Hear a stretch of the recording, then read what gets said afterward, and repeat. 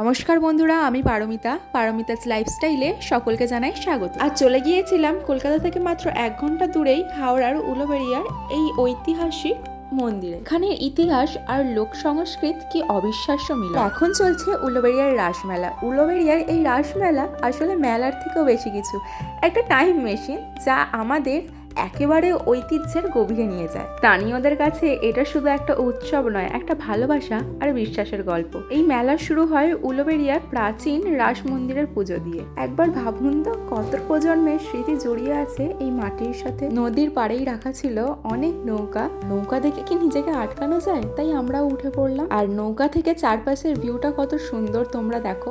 আর সন্ধ্যা হতেই জমতে শুরু করলো লোকজনের ভিড়। চারিদিকে বেলুন, খেলনা আর হরেক রকমের জিনিসের স্টল। কানে আসছে বাঁশির মিষ্টির আওয়াজ, আর তার সাথেই মিশে আছে ফুচকা, জিলিপি, আইসক্রিম, ঘুগনি, মেলার বিভিন্ন ধরনের খাবারের গন্ধ।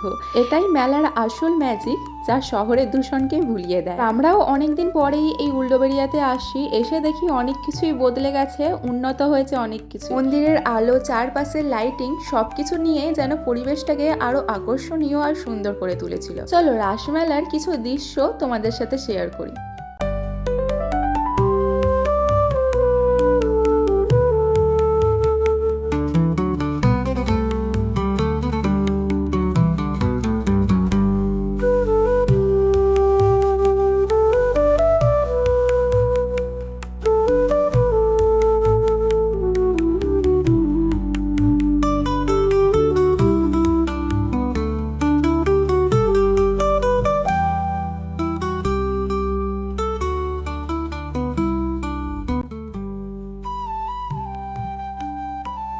ব্লগটা তোমাদের কেমন লাগলো অবশ্যই আমাকে কমেন্টে জানিও। ভালো লাগলে লাইক আর একটা সাবস্ক্রাইব করে দিও, সাথে জানিও কমেন্টে কেমন লেগেছে। বাইরে ঠান্ডাটা বেশ ভালোই পড়েছে, চারিদিকে কুয়াশাতে ভর্তি হয়ে গেছিল। তখন মাত্র সন্ধে হয়েছিল, আর এই প্রজাপতিটা কিছুদিন ধরেই আমার সাথে সাথে ঘুরছে। উলুবেড়িয়া থেকে গোপাল ঠাকুরের জন্য কিছু জামা এনেছিলাম, ওদেরকে পরিয়েছি। কেমন লাগছে তোমরা অবশ্যই জানিও।